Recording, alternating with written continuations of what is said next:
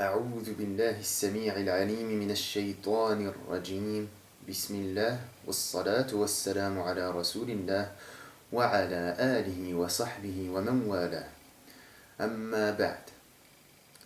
Un sujet aujourd'hui essentiel, très important, concernant l'identité de soi, concernant l'intégrité de soi, son identité propre en tant que musulman, en ce pays qui est la France, en ce pays qui nous a vu grandir, en ce pays dans lequel des générations et des générations ont grandi.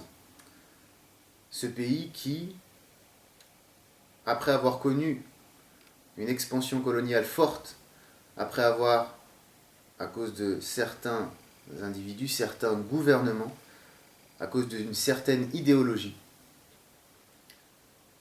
a été poussé, ce pays, à venir chez nous, c'est-à-dire chez nos aïeux, dans les pays de nos parents, de nos grands-parents, arrière-grands-parents, s'installer et pratiquer le colonialisme, imposer le colonialisme et l'indigénat à des populations libres, à des populations totalement autosuffisantes et totalement autodéterminées.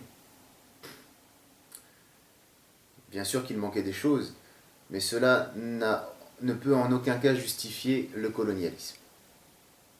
Car l'on sait qu'historiquement, le colonialisme a été motivé par ce besoin lors de la Renaissance d'un renouveau économique et culturel. Cependant, cette colonisation a été combattue, les nôtres se sont soulevés, les nôtres ont repoussé l'agresseur et se sont libérés. Et aujourd'hui, nous, descendants d'immigrés, descendants d'Africains, descendants d'Arabes, de Maghrébins, musulmans pour la plupart, sommes aujourd'hui la cible de beaucoup de médias, de cette dominance médiatique qui nous considère comme de la chair à canon et qui nous met en première ligne d'un conflit qui n'est pas le nôtre, à savoir ce conflit de l'identité. Suis-je musulman? Suis-je français? Suis-je musulman français? Puis-je vivre en France? Puis-je continuer ici en France de faire fleurir ma culture, de faire fleurir ma religion? Puis-je être un être à part, un être intègre dans ce pays? Beaucoup d'acteurs ne veulent pas cela. Beaucoup d'acteurs gouvernementaux, beaucoup d'acteurs étatiques, journalistiques et même religieux ne veulent pas que l'on puisse être intègre en tout lieu, puisque l'intégrité dépend de la force de caractère que l'on a, dépend de la force culturelle, civilisationnelle que l'on porte, puisque la pratique religieuse en soi est, à cette époque de mondialisme, combattue en tout lieu. Dites-moi si un seul pays du monde aujourd'hui, sur les 180 nations, pourrait prétendre à la tolérance et à la révérence la plus noble qui soit envers les religions, quelle que soit la religion, que ce soit l'islam, le christianisme, le judaïsme, le zoroastrisme, le bouddhisme, etc., quelle que soit la religion ou le mouvement spirituel, la spiritualité est combattue aujourd'hui.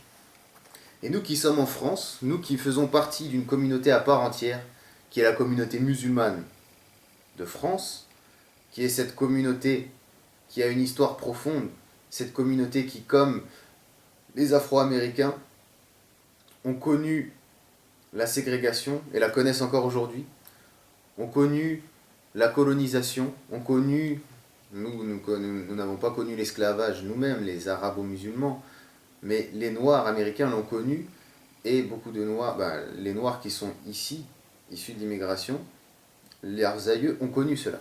Donc il y a tout un contexte historique, culturel, sociologique à prendre en considération. La religion englobe tout cela. Et la religion doit te permettre d'aller vers le bien, doit te permettre de t'élever. Il n'est pas question, justement, de faire preuve de trahison de soi, de faire preuve de collaboration ou collaboration, tout simplement. C'est-à-dire dans le sens où on veut nous forcer à adopter, à intégrer des valeurs qui sont initialement inspirées, qui sont initialement religieusement inspirées, mais qui au final sont aujourd'hui totalement profanes et qui ne nous correspondent pas, qui ne correspondent pas à notre paradigme.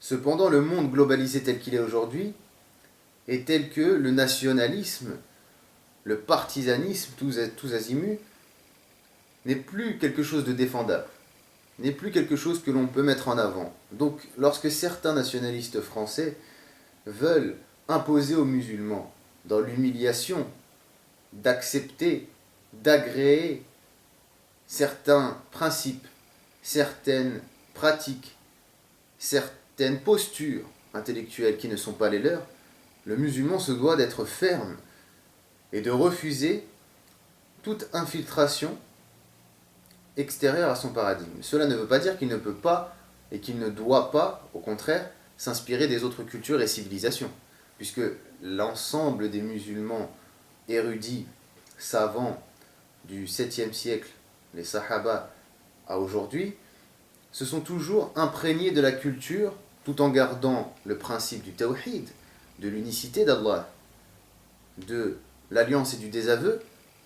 Tout en gardant cela, ils se sont imprégnés des points culturels, des points civilisationnels positifs et non contradictoires avec leur paradigme. Donc nous, aujourd'hui, musulmans, arabo-musulmans de France, en France, qui avons fait école ici, qui avons grandi ici, qui connaissons et maîtrisons cette langue aujourd'hui, ne devons pas nous aliéner une seconde fois en se disant on rejette tout. Tout ce qui n'est pas islamique, on le rejette. Bien sûr que dans le principe, tout ce qui ne va pas dans la direction de ce que ton Seigneur t'a ordonné, bien sûr que naturellement tu t'en écartes. Mais tu n'es pas obligé d'en arriver à écraser l'autre pour te sentir fort.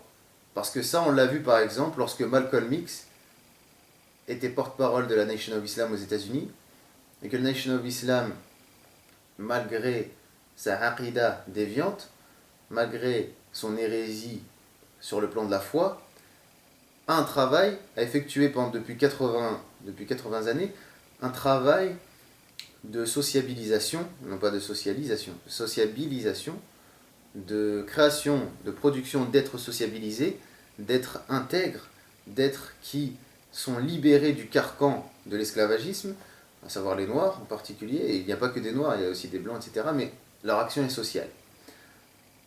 Cet homme-là, Malik Omowale Shabazz Al-Hajj, dit Malcolm X, Malcolm Little, cet homme-là, lorsqu'il a embrassé l'islam véritable en 63, s'est rendu compte du fait que lorsqu'il rejetait violemment ceux qui l'ont fait souffrir en s'apparentant à eux, en s'habillant comme eux, en vivant, en parlant la langue de ce pays où il habite, de ce pays qui a fait souffrir les siens, eh bien, il y avait une double aliénation.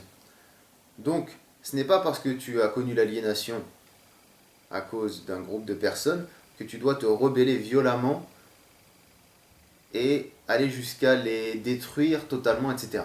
Parce que dans chaque groupe humain, il y a toujours un interlocuteur. Il y a toujours quelqu'un avec qui l'on peut échanger. Et même si l'on ne trouve pas quelqu'un avec qui l'on peut échanger, cela ne nous empêche en rien de rester intègre tout en étant dans le respect d'autrui. En pratiquant bien sûr le pragmatisme, qui te permet de tâter le terrain et de t'adapter. On ne dit pas adapter la religion, on dit adapter les personnes, les principes, les théories, les religions ne changent pas. Ce sont les hommes qui changent, ce sont les époques qui changent. Donc on adapte sa personne et on amène les autres à s'adapter à soi, comme aujourd'hui on le fait, mais on n'adapte pas, entre guillemets, au sens du tahrif, de la modification des textes, la religion. Ça, ce n'est pas possible. Dans ce cas-là, il faudra adapter la laïcité aux musulmans, aux juifs, aux chrétiens, ce qui n'est pas le cas. Alors pourquoi adapter les religions à la laïcité? Puisque la laïcité, encore une fois, initialement, comporte de bonnes choses, des choses positives, des principes de respect. Par exemple, la laïcité n'établit en aucun cas que l'on a le droit d'écraser les autres religions. La laïcité, initialement, théoriquement, établit le fait du respect de la manifestation extérieure de la religion. Mais aujourd'hui, ce que l'on décrit, ce que l'on dépeint comme étant une laïcité, c'est une laïcité dévoyée, c'est une laïcité extrémiste, c'est une laïcité violente. Maintenant, le musulman n'a pas ce besoin de se travestir et d'adopter d'autres principes qui lui sont étrangers. Non, le musulman, lorsqu'il a des principes qui sont correspondants à sa morale, à son éthique, à son adab, prend en compte ces principes-là de respect, de partage, etc., qui nous sont enjoints tout à fait fil kitabi wa sunnah. ولا تجادلوا أهل الكتاب إلا بالتي هي أحسن ودفع بالتي هي أحسن فإذا الذي بينك وبينه عداوة كأنه ولي حميم وما يلقاها إلا الذين صبروا وما يلقاها إلا ذو حظ عظيم. Lorsqu'Allah nous enjoint à communiquer avec les gens du livre que de la meilleure des façons, que de la meilleure des manières. Et lorsqu'il nous enjoint aussi, à la deuxième personne du singulier en français, الضمير أنت بالعربية المخاطب, celui qui reçoit directement le discours, ودفع à l'impératif, بالأمر, et répond de la meilleure des manières au mal. Tu verras alors celui avec qui tu as une inimitié, celui avec qui tu as quelque chose qui t'oppose, quelque chose de violent même, venir à toi tel un ami chaleureux. Et cela, ce niveau de sagesse et de sapience, ne l'atteignent que ceux qui ont enduré, et ne l'atteignent que ceux qui ont un caractère éminent, énorme. ذو حظ عظيم. Et aussi ce verset également au sujet du prophète alayhi salatu wassalam, ولو كنت حظا غليظ القلب لانفضوا من حولك. Et aussi وإنك لعلى خلق عظيم. Parce que le prophète sallallahu alayhi wa sallam est décrit par Allah subhanahu wa ta'ala comme étant quelqu'un de sur un caractère éminent. خلق عظيم. Et lorsqu'il dit, subhanah, gloire à lui, à son serviteur, lorsqu'il dit à son serviteur, alayhi salatu wassalam, paix et grâce divine sur lui, et si tu étais dur, si tu avais le cœur dur, ils se seraient tous écartés de toi. Et justement, ne pas se travestir, c'est une chose, mais s'imposer, non pas sur le terrain intellectuel, mais sur le terrain tout simplement de la bêtise, cela n'existe pas. Le bon comportement, le caractère éminent, c'est la base de la religion. C'est l'une des bases de la religion. Lorsque le prophète sallallahu alayhi wa sallam nous dit Al-barru husnul khuluq wal-ithmu ma haka fi an-nafs wa karihta an yattali'a alayhi an-nas. Lorsque le prophète sallallahu alayhi wa sallam nous dit le bon comportement, c'est ça la piété. Al-bar, c'est la piété. Qu'est-ce que c'est la piété? Al-khuluq al-hasan. Husnul khuluq. La piété, c'est le meilleur des comportements. C'est le meilleur comportement. Ce qui constitue la grande foi, la foi pieuse, c'est le fait d'avoir un bon comportement. Et c'est là où les murji'a historiques ont eu l'erreur, justement, de séparer l'acte de la foi. Tandis que le prophète ici nous dit que la foi, la piété, c'est le meilleur des comportements. Donc, la foi du cœur se déverse directement dans les actes. Et qu'est-ce que c'est que le mal, le péché? Le péché, c'est ce qui reste caché dans son âme, et ce que tu détesterais, ce que tu abhorrais, ce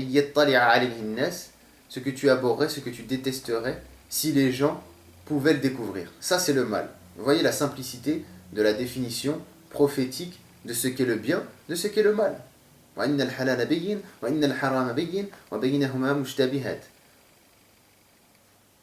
فمن اتقى الشبهات استبرأ لدينه وعرضه ومن وقع في الشبهات وقع في الحرام كالراعي يرعى حول الحمى يوشك أن يرتع فيه إلى آخره. Le licite est clair, l'illicite est clair, le bien et le mal. Et entre les deux, il y a les équivoques. Celui qui s'écarte des équivoques a certes conservé son honneur et sa religion. Sa religion et son honneur. Dini, istabra'a, et dini, wa irdi. Donc, ici, il a fait al-istibra, al-bara, bi dini. Donc, il est resté accroché, ce qu'on traduit par alliance, accroché à sa religion et à son honneur. Istabra'a. Donc, on voit bien que celui qui est, et celui qui est également celui qui reste waqa'a fi shubuhat, celui qui reste présent au sein des équivoques, celui-là, au final, pénètre dans l'interdit, dans l'illicite, et au final dans le mal. Donc aujourd'hui, mon propos concerne le fait que, en tant que musulman, doit-on s'excuser d'être musulman en France? Et la réponse est oui, selon les médias mainstream, responsables primordiaux du diviser pour mieux régner. L'oligarchie à laquelle ils obéissent est organisée en secte, est organisée telle une secte autarcique et autosuffisante. La condescendance de ces derniers est telle qu'elle apparaît comme étant une comment dire, vous savez, pour dire la chose en des termes simples, leur condescendance est telle que le spectateur de cette caricature que l'on nous montre à la télévision, lorsqu'on invite des gens très peu informés au sujet des questions islamiques parler de ces choses-là, le spectateur n'est en aucun cas représenté par ceux qui sont invités. Et pire encore, la condescendance qui émane de ce cercle médiatique mainstream fait que le pauvre spectateur se sent écrasé totalement, se sent totalement terrassé par leur attitude. Et en aucun cas, cela ne vienne dans le sens de l'élévation, ne vienne dans le sens de l'éveil. Parce que amener le musulman à être soumis à autre qu'Allah, de par leur discours, ça c'est le fer de lance de la machine séculaire orwellienne. N'en déplaise à Georges. C'est cela qui fait que le musulman se sent écrasé. Donc selon eux, nous devons nous excuser. Nous devons presque nous excuser d'être musulmans. Nous devons nous dire que nous sommes ici et que on doit forcément s'adapter, mais pas dans le sens positif, encore une fois, que l'on a exposé, mais s'adapter jusqu'à s'aliéner, jusqu'à se désintégrer. Parce qu'on nous parle d'intégration, d'aliénation, comme M. Zemmour, il nous dit le système français c'est l'aliénation. Non, c'est l'impérialisme. Puisque justement, il prend en référence Napoléon, c'est l'impérialisme français qui considère que l'aliénation est nécessaire. Mais il y a eu d'autres acteurs qui se sont battus, qui sont morts, qui ont été tués pour, comme chez nous les musulmans, c'est-à-dire les musulmans mais qui ne sont pas de France, qui ne sont pas français, qui se sont battus aussi pour que des ponts civilisationnels civilisationniste étant la posture civilisationnelle, se construisent, soit construits entre les peuples.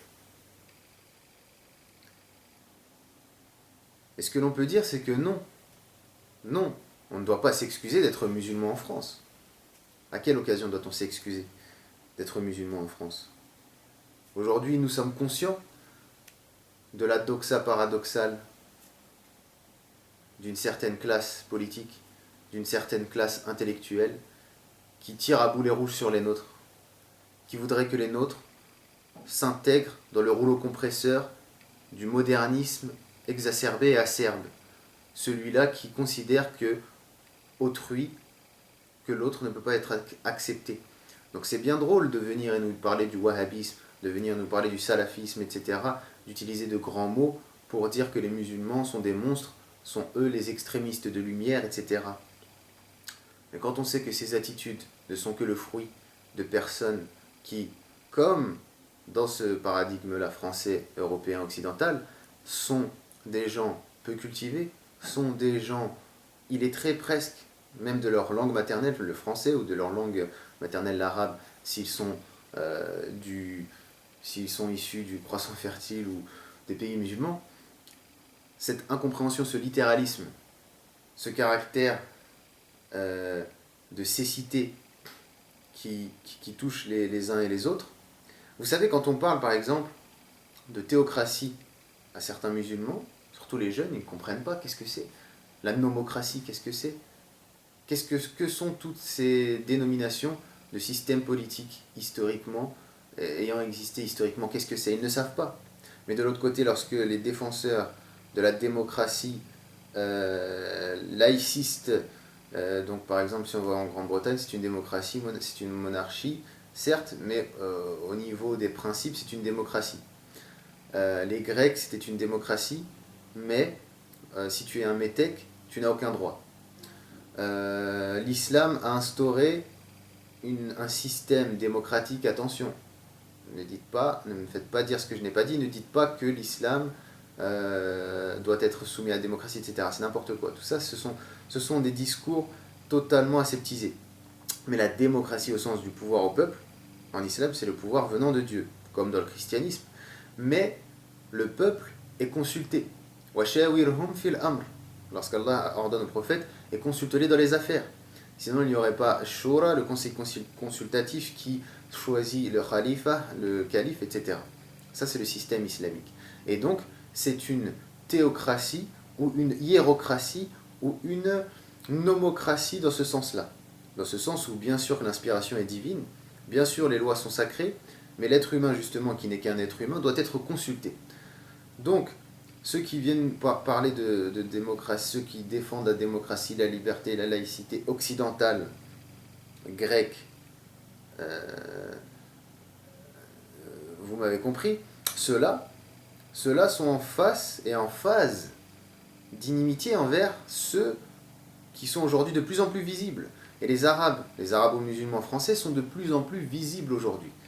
On sort des ghettos, on est un peu comme aux États-Unis où vous savez, il y a les centres-villes, c'est-à-dire les quartiers d'affaires, et autour, il y a les banlieues bourgeoises, et encore autour, il y a les ghettos. Donc les cités, les villes aux États-Unis sont organisées en cercles concentriques. Eh bien nous, ce n'est pas comme ça en France, mais en France, les villes sont quand même organisées de telle manière que les UP, que les zones urbaines, etc., sont à la périphérie de la ville. Les centres-villes sont, eux, bourgeois. Et pour accéder aux centres commerciaux, par exemple, il faut forcément la voiture. Donc lorsque tu es en périphérie du centre-ville et que tu n'as pas de moyens de transport, dans les années 80, c'est compliqué. Bon, aujourd'hui, il y a le tram, il y a le bus, etc., il y a le train, il y a tout ce qu'on veut. Mais avant, ce n'était pas ainsi. Mais aujourd'hui, où justement on sort des ghettos, non pas seulement géographiques, mais aussi intellectuels, alors cette doxa des médias mainstream obéissant à une certaine oligarchie, lorsque je parle d'oligarchie, attention, je ne fais pas partie des parangons du complotisme qui disent qu'il y a une oligarchie, des Illuminati, bref, ça c'est totalement stupide. Ce que je dis, c'est qu'une oligarchie, c'est un groupe de personnes qui s'organisent et qui détiennent un certain pouvoir. Et l'oligarchie médiatique, justement, fait ce travail-là de sélectionner On a vu des gens pervers comme Morandini, qui par exemple, ou de la Villardière, encore une fois dans le dossier Tabou, lorsqu'ils traitent des sujets concernant les musulmans, viennent avec un point de vue qui est déjà bien rodé, viennent avec une vision, avec une idéologie qui est, elle, construite sur de la haine. Donc la haine qu'aujourd'hui on condamne, cela ne concerne pas seulement les musulmans, cela ne concerne pas seulement les religieux. Tout le monde aujourd'hui est pris dans cet engrenage de la haine et de l'inimitié. Alors que les religions, ainsi que certains textes et certaines idéologies profanes, nous montrent que non. Nous devons choisir la stabilité, nous devons choisir le fait d'être dans la volonté d'agir à l'ihsan, dans la perfectibilité de son action. Voilà. Tout ça en étant attaché aux principes fondateurs, initiaux de chaque idéologie. Maintenant, en tant que musulman, on ne doit pas s'excuser d'être musulman, et on doit vivre de manière intègre et ferme. On doit s'opposer à l'injustice où qu'elle